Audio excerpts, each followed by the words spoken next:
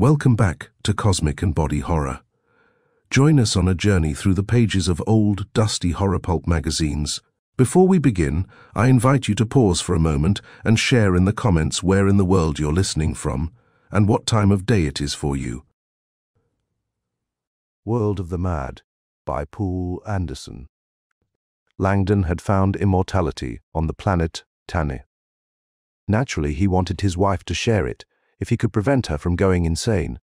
First, he walked slowly through the curling purple mists, feeling the ground roll and quiver under his feet, hearing the deep-voiced rumble of shifting strata far underground. There were voices in the fog, singing in high, unhuman tones, and no man had ever learned what it was that sang.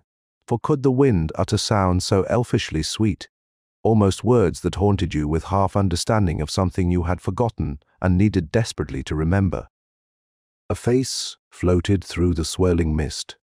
It was not human, but it was very beautiful, and it was blind. He looked away as it mouthed voiceless murmurs at him.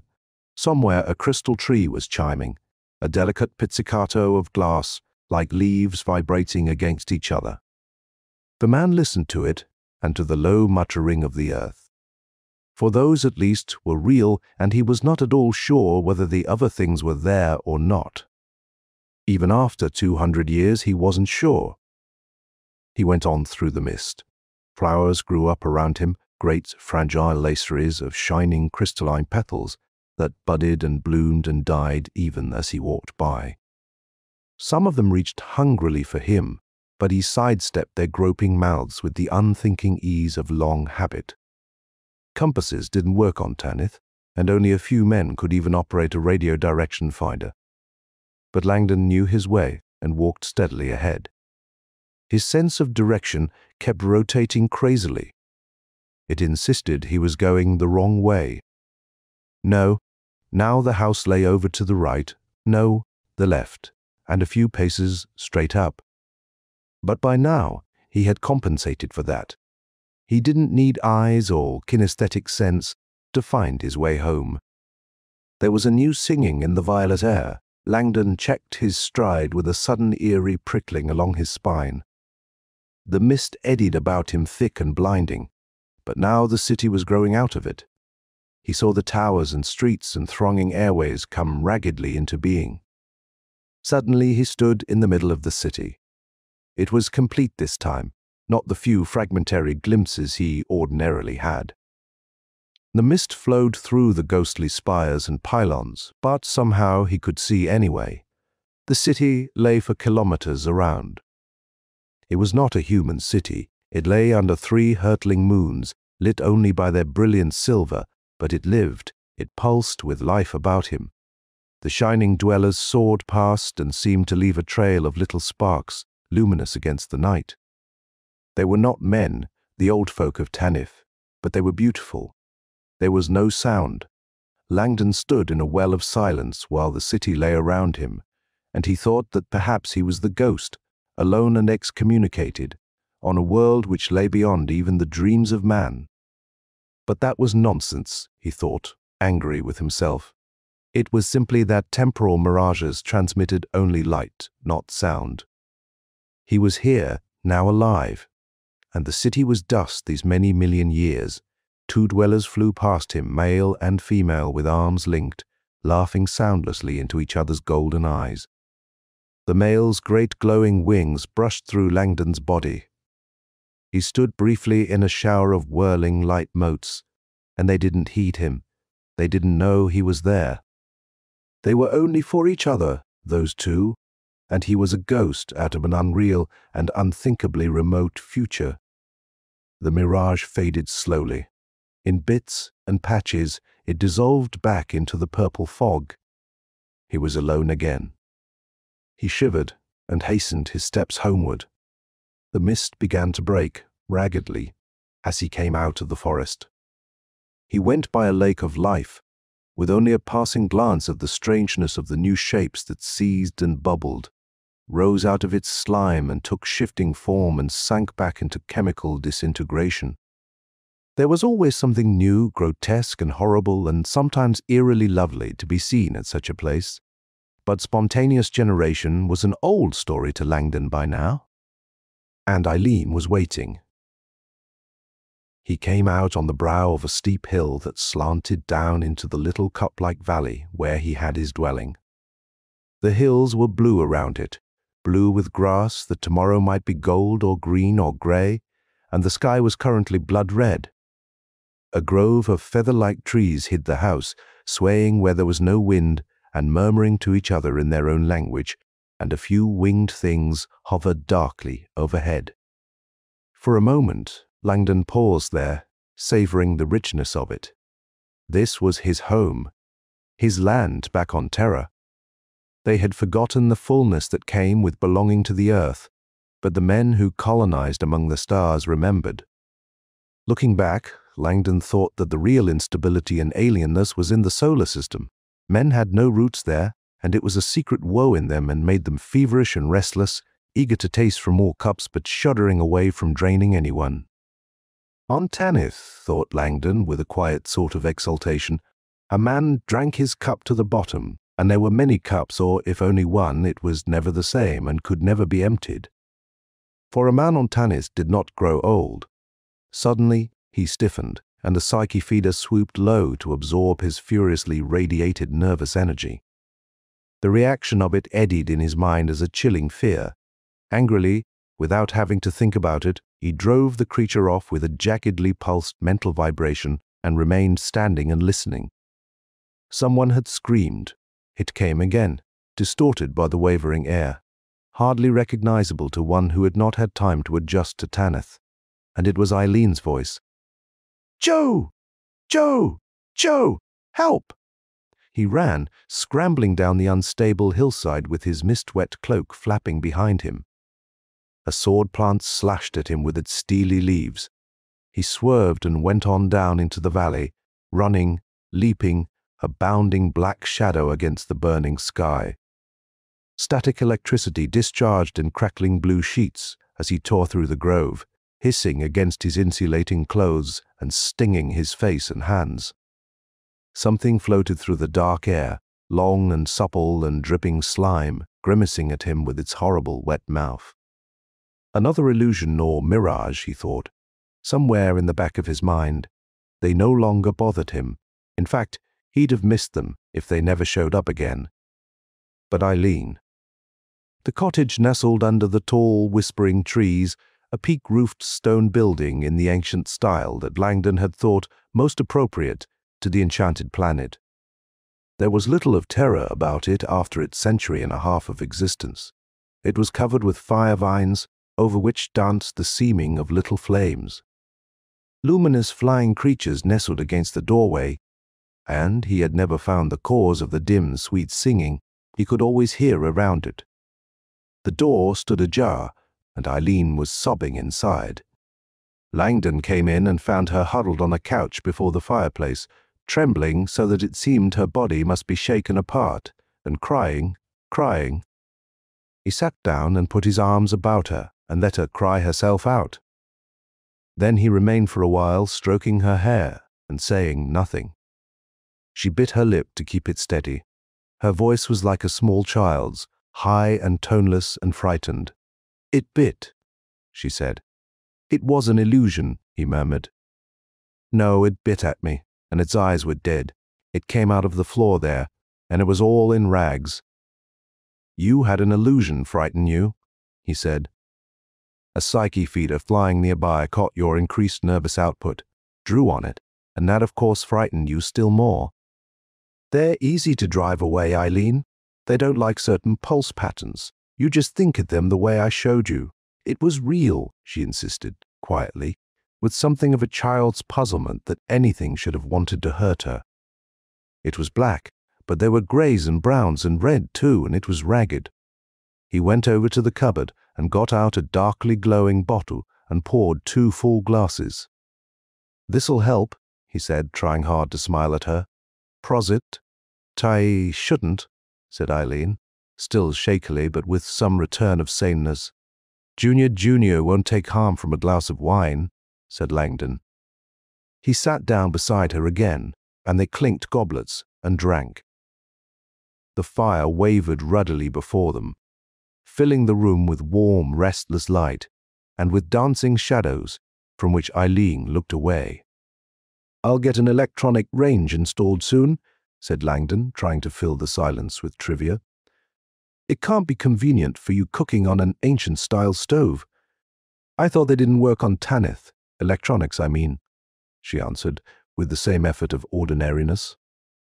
"Not at first. With the different laws prevailing here in the first few decades, we were forced back to the old chemical techniques, like fires. That's one reason so few colonists ever came or stayed long if they did come. But, bit by bit, little by little, we're learning the scientific laws and applying them. They've had all the standard household equipment available here for a century. I guess, but by that time I'd already built this place and liked my own things, fires and stoves and all the rest, too well to change. But now that I've got a wife to do my housekeeping, I ought to provide her with conveniences. In fact, I should have done so right away." "It isn't that, Joe," she said. "I'd have squawked long ago if those little things made any difference. I like handling things myself, rather than turning them over to some robot. It's fun to cook and get wood, but Joe, it's no fun when a thing rises out of the steam and screams at you. It's no fun when electric sparks jump over the house and all of a sudden there is only fear. The whole place is choked with fear." She shuddered closer against him. "This planet is haunted," she whispered. "The laws of nature are a little different," he answered as calmly as he could. "But they are still laws. Tanith seems like a chaos, governed by living spirits and most of them malignant, only because you don't see the regularity. Its pattern is too different from what you are used to. Terra herself must have seemed that way to primitive man before he discovered order in nature. Our scientists here are slowly finding out the answers. Talk to old Chang sometime. He can tell you more about it than I. But I can see the order now, a little of it. And it's a richer and deeper thing than the rest of the universe. And you live forever." He gripped her shoulders and looked into her wide eyes. He had to expel the demons of terror from her. A woman 5 months pregnant couldn't go on this way. He was suddenly shocked by how thin she had grown, and she never stopped shivering under his hands. "You won't grow old," he said slowly. "We'll be together forever, Eileen, and our children won't die either." She looked away from him, and sudden bitterness twisted her mouth. "I wonder," she said thinly, "whether immortality is worth having on this planet." Suddenly she stiffened, and her lips opened to scream again. Langdon forgot the hurt of her words and looked wildly about the room, but there was only the furniture and the firelight and the weaving shadows. Inside the blood-red windows the room was sane and real and human. Eileen shrank against him. "It's over there," she gasped. "Over there, in that corner, creeping closer." Langdon's face grew bleak, and there was a desolation rising in him. Illusions of one sort or another were part of daily life on Tanith, but they had reality in that they were produced by physical processes, and more than one person could perceive them. But hallucinations were another story. He thought back over 200 years to the first attempts to colonize. Of an initial 300 or so, over 2/3 had left within the first 3 years, and many of them had been insane when the ships took them home. Men came to Tanith and stayed if they could endure it, but if they couldn't, and tried to stay anyway, they soon fled from the unendurable madness of its reality to a safer and more orderly madness of their own. From what he had heard, few of them were cured again, even back on Terra. "I've got to see Chang," he said. The colonists on Tanith tended to live well apart from each other, and unless they owned the new televisors designed especially for the planet, their only contact was physical. Once a month or so he would go to the planet's one town for supplies and a mild spree, and somewhat oftener he would spend a while at another house or have guests himself. But most of the time he had been alone, and, as a man grew older, without loss of physical and mental faculties, he found more and more within himself, an unfolding inward richness, which none of the short-lived would ever appreciate or even comprehend. He had less need of other men to prop him up. Or perhaps it was simply that the wisdom, the fullness which came with immortality, made a little of the other colonists' company go a long ways. There was no denying it. Eileen's 23 years of life could not compare with Langdon's 200 or more. She was like a child, thoughtless, mentally and physically timid, ignorant, essentially shallow. But I love her, and I can afford to wait. In 50 or 100 years, she'll begin to grow up. In 200 or so, we'll begin to understand each other. As our ages increase, the absolute difference between them will become proportionately insignificant. An immortal learns patience. I can wait, and meanwhile I love her very dearly. What do you have to see him about? Asked Eileen. Us? He answered bluntly. Our situation. It isn't good. No, she whispered. Can't you learn that there is nothing to fear on Tanith? He asked. Death itself, the greatest dread of all, is gone. We've eliminated all actually dangerous life in the neighborhood of our settlements. There are things that can be annoying, the sword plants, the psyche feeders, the static discharges, but it's no trick to learn how to avoid them. Nothing here can hurt you, Eileen. I know, she said hopelessly, but I am still afraid. Day and night. I am afraid there are worse things than death. Joe, but afraid of what? I don't know. Fear itself, maybe. How do I know something won't suddenly be deadly? But I am not afraid of death. Even with the baby, I wouldn't be afraid of wild beasts or plague or anything that I could understand. She shook her shining head slowly. That's just it, Joe. I don't understand this planet. Nobody does. You don't. You admit it yourself. Someday, I'll know it. When? 1,000 years from now. 1,000 years of horror, Joe. Some of those things are so hideous. I think I'll go mad when they appear. A deep sea fish on Terra is hideous. Not this way. These things aren't right. They can't exist. But still there they are. And I can't forget them. And I never know when they'll appear next, or what they'll be this time. She checked herself, gulping. This is a very beautiful world, he said stubbornly.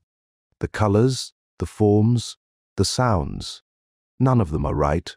Grass may look just as well when it's red or blue or yellow, but it shouldn't be all of them at different times. The sky is wrong. The trees are wrong. Those hideous lakes of life and the things in them obscene. Those voices singing out in the mists. Nobody knows what they are. Those images of things 100 million years dead, and the faces and the whisperings, and there is always something watching and waiting and moving just a little outside the corner of your eye. Oh, Joe, Joe, this planet is haunted, she sobbed in his arms with a rising note of hysteria that she couldn't quite suppress. He looked grimly over her shoulder. A swirling, chiming mist of color formed on one corner of the room, amorphous stirrings within it. A sudden shining birth that laughed and jeered and slicked out through the wall. He remembered that he had been frightened and repelled when he first came here, but not to this degree, and he soon got over it. Now, even while Eileen wept, he admired the shifting pulse of colors, and his heart quickened to the elfin bells. Terran music sounded wrong to him after 200 years of the sounds of Tanith. He thought that all those voices and whisperings and singings sliding up and down and in human scale, and the dreams and the visions, had a pattern, an overall immensity which someday he would grasp. And that would be a moment of revelation. He would see and know the wholeness of Tanith, and there would be meaning in it. Not the chaotic jumble of random events which made up the rest of the universe, death-doomed universe tumbling blindly toward a wreck of level entropy and ashen suns, but a glimpse of that ultimate purposefulness which some men called God.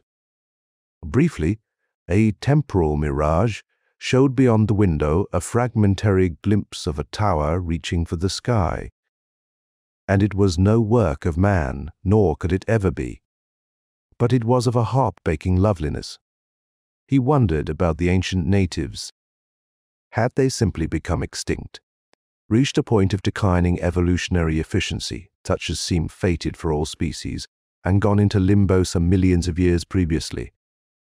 Or had they perhaps finally seen the allness of the world and gone elsewhere? Privately, Langdon rather thought it was the latter. World without end. But Eileen was crying in his arms. He kissed her and tasted salt on her lips that trembled under his. Poor kid, poor kid. And with a baby on the way, something of the magic of their first days together came back to him. It was a disappointment in love which had sent him to Tanith in the first place, and for all his time here, he had lived without that sort of affection. The women of the town served the casual needs of sex, which seemed to become less and less frequently manifest as his own undying personality grew in fullness and self-sufficiency, and that was all.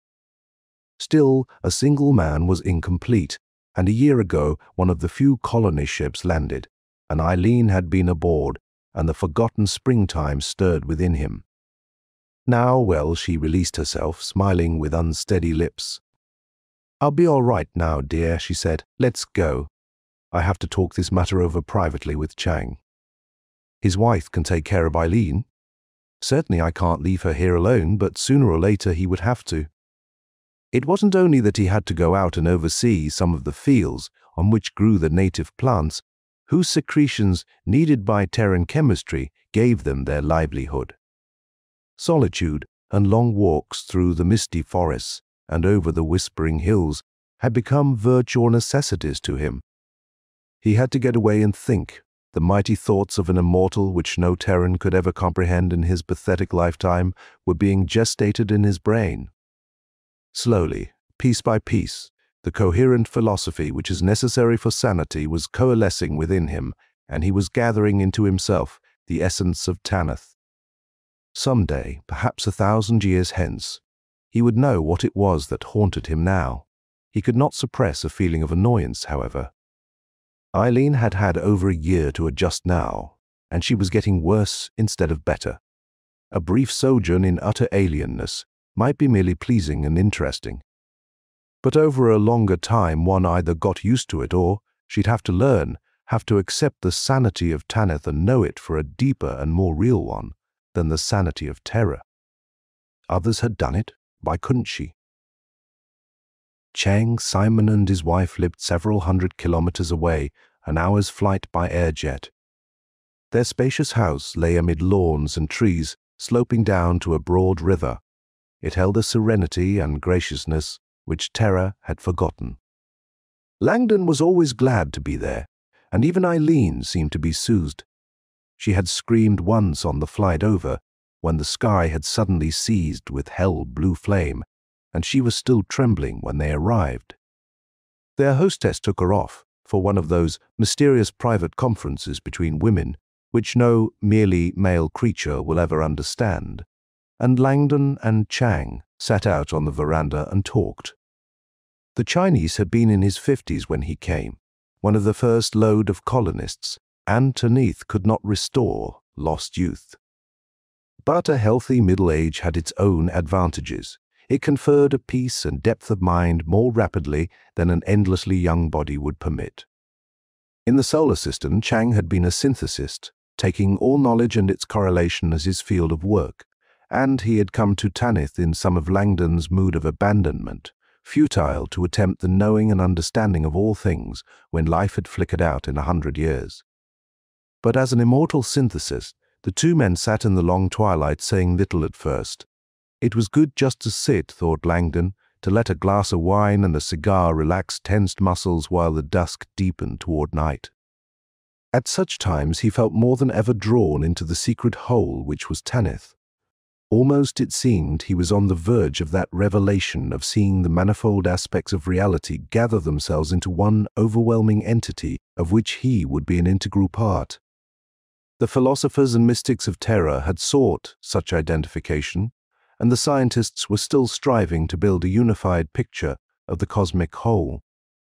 Here, in this environment, and with all the ages before him, a man had a chance to reach that ancient goal, intellectual understanding and emotional integration. Someday. The twilight was deep and blue and full of flitting ghostly lights. The feathery trees murmured to each other in a language of their own, and down under the long slope of dew-shining grass, the river gleamed with shifting phosphorescence. Something was singing in the night, an eerie, wavering scale that woke faint longings and dreads in men and set them straining after something they had once known and forgotten. Overhead, the million thronging stars of galactic center winked and blazed through the flickering aurora. One of the moons rose, trailing golden light through the sky. A wind blew through drifting clouds, and it seemed as if the wind had language too and spoke to the men if they could but understand it. Chang said at last, slowly and heavily, "I don't know how she got past the psychologists on Teriad, Eileen," asked Langdon unnecessarily. "Of course." The older man was a shadow in the dusk, but the red tip of his cigar waxed and waned as he drew on it for comfort. Somebody blundered. Or, wait. Perhaps it was only that, while she was fundamentally stable, the otherness of Tanith touched some deep-seated psychological flaw in her, something that would never appear under any other environment. "I don't quite know the system," said Langdon. "What do they do back at Sol?" The first attempts at colonization showed that only the most stable personalities could adapt to or even survive the apparent instability of this planet. There aren't many who want to come here at all, of course, but our planetary government maintains a psychological staff in the more important worlds of the galaxy to check those who do apply. They're supposed to weed out all who couldn't take the strangeness, and so far it's been very successful. Eileen is the first failure I know of. Something cold seemed to close around Langdon. And then, he realized dryly, he was skirting the main issue, afraid to face it. "I wonder if we really have the right to keep secret the fact that there is no death here," he said. "It was a hard decision to make," answered Chang, "but leaving the morals of it aside, it was the only practicable way. Suppose it were generally known that this one place, in all the known universe, has no age. Imagine all who would want to come here. The planet couldn't hold a fraction of them. Even as it is, we have to space berths very carefully, lest in a few centuries we crowd ourselves off the world. Furthermore, the unstable social environment produced by such an influx of colonists, most of whom couldn't stand the place anyway, would delay, perhaps ruin, the research by which we hope to find out why life does not grow old here. When we have that answer, and can apply it outside this region of space, all the galaxy will have immortality, but until then, we must wait." He shrugged, a dim movement in the shining night. "And immortals know how to wait. So instead, we simply accept colonists who agree to stay here for life, and then once they get here, they're told how long that life will be." "Yes. Actually, the miracle is that the first colonists stayed at all after most had fled or gone insane. After all, it was 10 or 20 years before we even suspected the truth. A world as alien as this was settled only because planets habitable to man and without aborigines are hard to find. Since then, many more such worlds, normal ones, have been discovered, and few people care to risk madness by coming here. Tanith is an obscure dominion of the Galactic Union, having a certain scientific interest because of its unique natural laws, but not too great even there, when science has so many other things to investigate just now. And we're quite content to remain in the shadow, of course." Langdon looked up to the swarming stars. A sheet of blue auroral flame covered them for a moment. He asked presently, "How much further have our scientists gotten in explaining the phenomenon?" "We've come quite a ways. but progress has been mostly in highly technical fields of mathematical physics. You'll have to take a decade or two off soon, Joseph, and learn that subject. Briefly, we do know that this is a region of warped space, similar to those in the neighborhood of massive bodies, but of a different character. As you know, natural constants are different in such regions from free space. Phenomena such as gravitation and the bending of light appear. This is another sort of geometric distortion, but basically the same. It produces differences in optics, in thermodynamics, in psi functions, in almost everything. The very laws of probabilities are different here. As a result, the curious phenomena we know appear. Many of them, of course, are simply illusions produced by complex refractions of light and sound waves. Others are very real. The time axis itself is subject to certain transformations which produce the temporal mirages. And so it goes. Yes, I know all that. But what causes the warp itself? We're not sure yet, but we think it's an effect of our being near the galactic center of mass, together with... No. It would take me a week to write out the equations, let alone explain them. There was a comfort in impersonal discourse, but it was a retreat from more immediate problems. Langdon fairly rapped out the question, "How close are you to understanding why we are immortal?" "Not at all close in detail," said Chang. "We think that it's due to the difference in thermodynamic properties of matter I mentioned just now, producing a balance of colloidal entropy. Well, elsewhere life is metastable and can only endure so long. Here it is the natural tendency of things, so much so indeed that life is generated spontaneously from the proper chemical mixtures, such as occur in many of the lakes and pools hereabouts. In our own bodies there is none of that tendency toward chemical and colloidal degradation, which I think lies at the root of aging and death.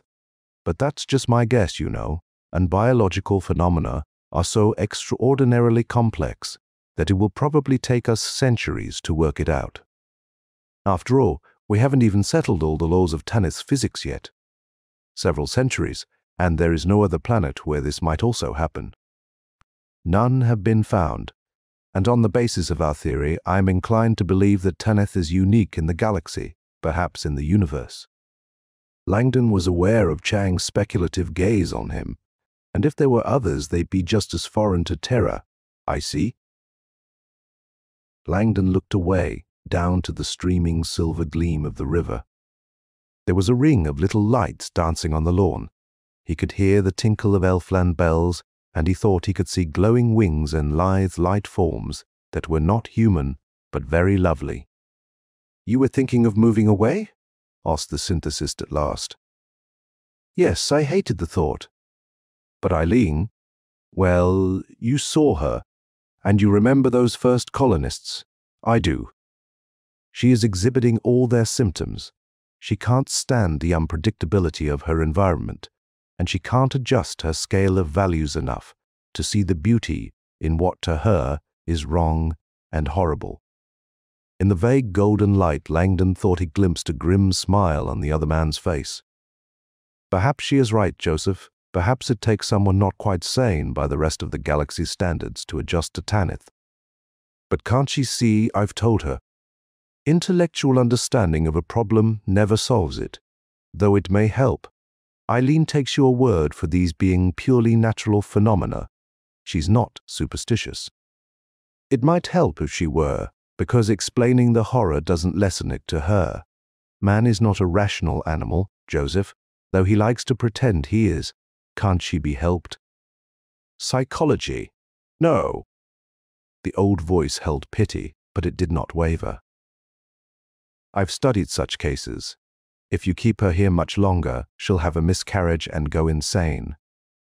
The insanity might be curable back at Sol, or it might not, but as soon as she returned, it would come again. Not that she could ever stand to come back.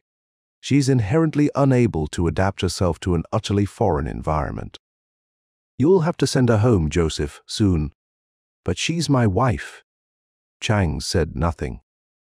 A shining golden head swooped past in the darkness, laughing at them. and the laughter was visible as red pulses in the night. There came a step on the veranda. Langdon turned and saw Chang's wife coming out with Eileen. The girl walked more steadily now. In the dim radiance from the window, her face was calmer than it had been for some time, and for an instant there was a flood of love and joy and relief within Langdon. Chang was wrong. Eileen would learn. She was already starting to learn. Tonight was the turning point. Tanith would take her to itself, and they would be together forever. Eileen, he said, very softly, and got up and walked toward her. Eileen, darling. The atmosphere trembled between them. She saw the flesh run from his bones. It was a skull that grinned at her, shining evilly green against the dark, and the sounds that rasped from it were the mouthings of nightmare. Somewhere, far back in the depths of her mind, a little cool voice told her that there was nothing to be afraid of, that it was a brief variation in optical and sonic constants which would pass away, and then Joe would be there. But the voice was drowned in her own screaming. She was screaming for her mother to come and get her. It was a nightmare, and she couldn't wake up. Langdon ran toward her, with the rags of flesh hanging from his phosphorescent bones, until Chang grabbed him back with a violence he had never known to be possible. In the old man, there was a storm outside. The cottage shook to a fury of wind and was filled with its noise and power. They had a fire going, and its restless glow played over the room and beat against the calm white light of fluorotubes. But it could not drive out the luminousness beyond the window. "Pull the shades," asked Eileen. "Please, Joe." He looked away from the window where he stood staring out at the storm. Fire sleeted across the landscape, whirling heatless flames that hissed and crackled around the wind-tossed trees, red and blue and yellow and icy white. The wind roared and boomed with a hollow voice that seemed to shout words in some unknown tongue. And from behind the curtain of flaming rain, there was the crimson glow of an open furnace. As if, thought Langdon, as if the gates of hell stood open just beyond the hills. "It won't hurt us," he said. "It's only a matter of phosphorescence and static discharge, please, Joe." Her voice was very small in the racket of wind. He shrugged and covered the wild scene. He used to like to go out in firestorms, he remembered. Their blinding berserk fury woke something elemental in him, and he would go striding through them like a god shouting back at the wind. Well, it wouldn't be long now. The Betelgeuse Queen was due in a couple of days on the intragalactic orbit that would take her back to Sol. Eileen didn't have long to wait. He took a moody turn about the room. His wife had been very quiet since her collapse of a week ago. Too quiet. He didn't like it. She looked wistfully up at his tall form.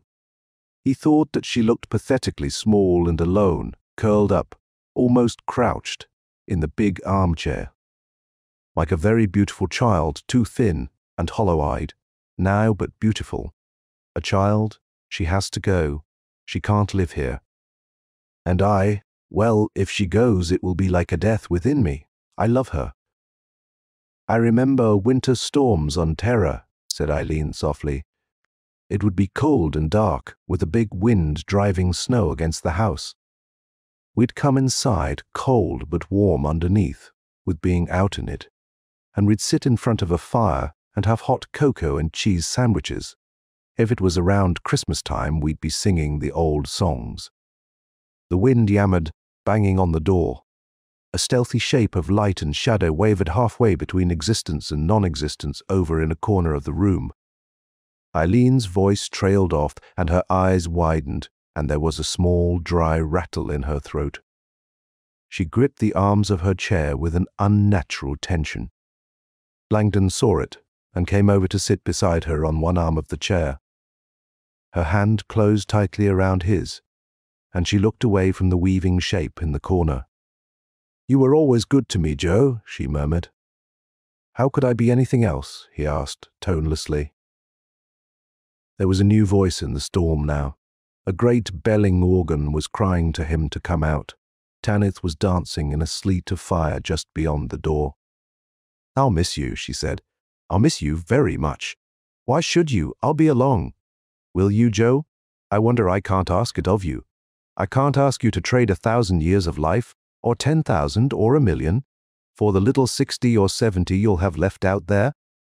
I can't ask you to leave your world for mine. You'll never be at home on Terra." He smiled without much mirth. "It's a trite phrase," he said, "but you know I'd die for Ute. I don't doubt that." "Joe? But would you live for me?" He kissed her to avoid answering. "I don't know. I honestly don't know. It isn't so much a question of losing immortality, though God knows that means a lot. It means more than any mortal will ever know. It's that I'd be losing Tanith." He thought of Sol, Sirius, Antares, the great suns and planets of the galaxy, and could not keep from shuddering.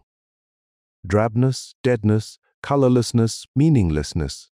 Life was a brief, blind spasm of accident and catastrophe, walled in by its own shortness and the barren environment of a death-doomed cosmos. Too small to achieve any purpose, too limited even to imagine a goal, it flickered and went out into an utter dark. The storm sang outside, and he heard music and lure and enchantment. It was not a discord. After 2 centuries he could hear some of the tremendous harmony. After another while, he might begin to understand the song. If he stayed. Eileen, his face twisted, she saw it, and pain bit at her, but there was nothing she could say. He began pacing, and his mind took up the weary track of the past week. Logic. Think it out like a rational being. Eileen had to go, but he could stay. And she would understand insofar as any mortal could.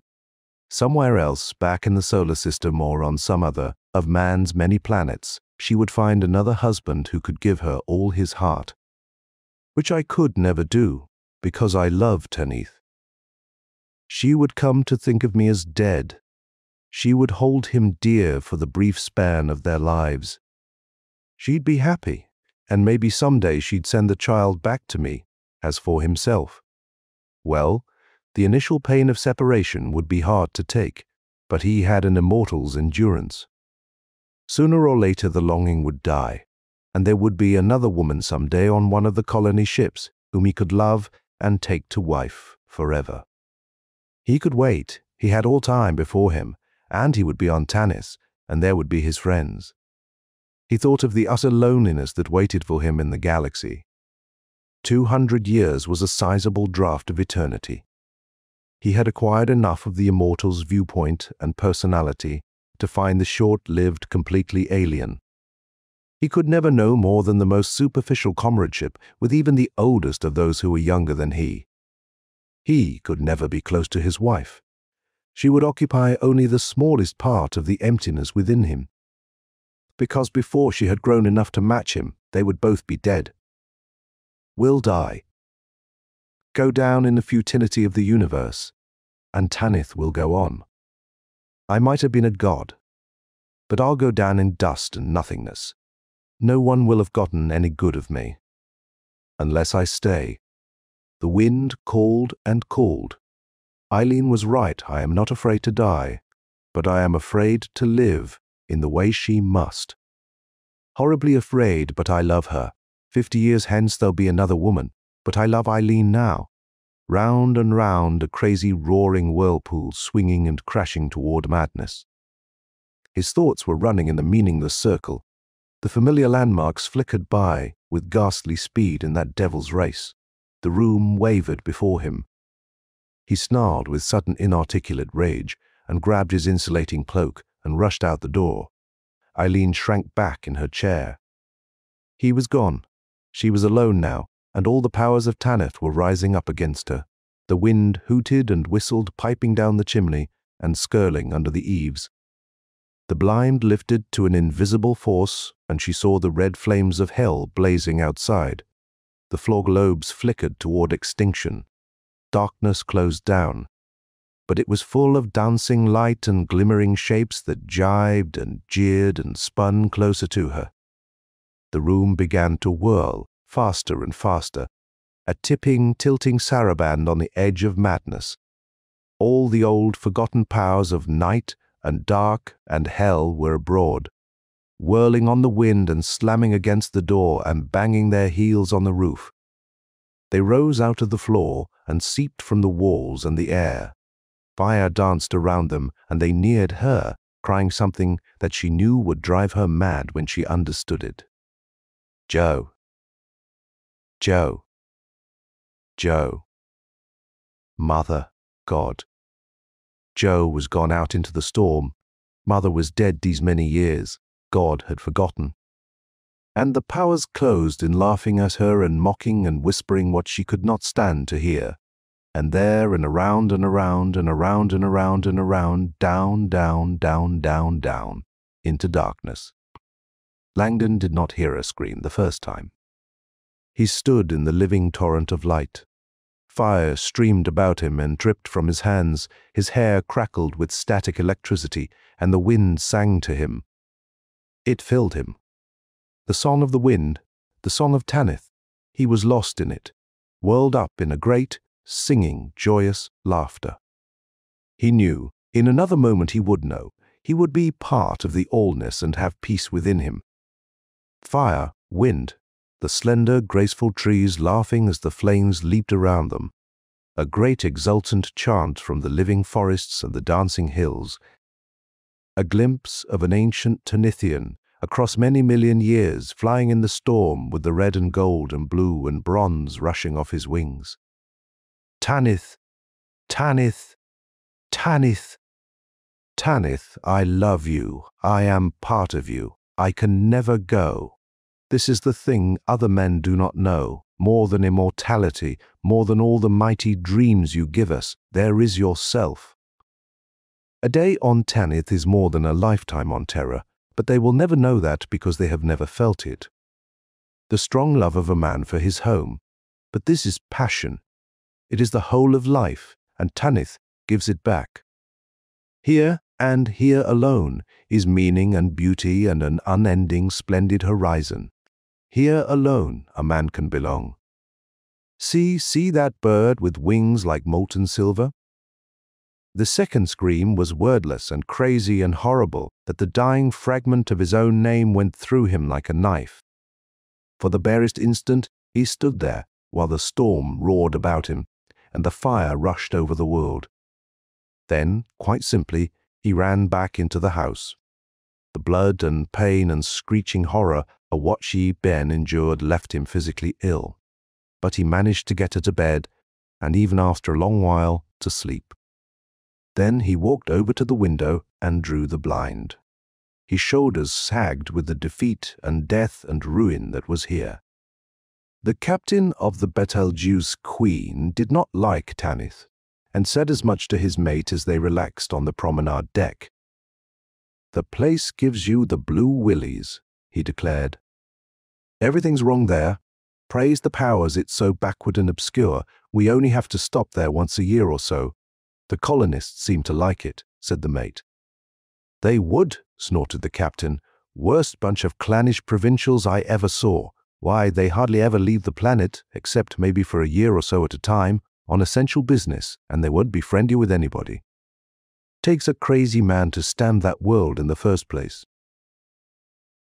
He pointed to a tall man, who was, half leading, half supporting, a young woman along the deck.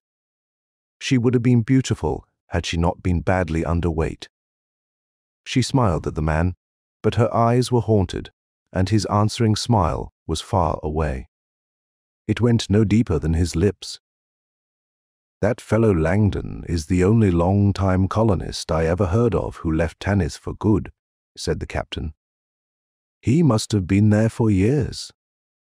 Maybe he was born there, but he's coming back to Sol now. His wife couldn't take the place. I think I remember her from a year or so ago," nodded the mate. "Didn't we carry her out with a few other colonists? Pretty as a picture then, and full of life and fun. Now look at her." "Tanith did that to Hive." "Aha," agreed the captain. "I heard a little of the story down by the spaceport. She nearly went crazy, finally had a miscarriage. It was all they could do to save her life and sanity. Only then would that Langdon take her back. He let her go on that way for months. The captain's mouth twisted with contempt. Holy sunspots, what a cold-blooded devil. End of World of the Mad by Poul Anderson. If you found this story interesting, take a moment to support the channel, hit subscribe, click the bell icon so you're notified of new stories, leave a comment, and give the video a thumbs up. Share it on your socials if you think others might enjoy pulp horror. And if you'd like to go a step further in reviving these forgotten horrors, you can click the super thanks button below or become a member of the channel. With your support, these dusty old stories may see the light once more.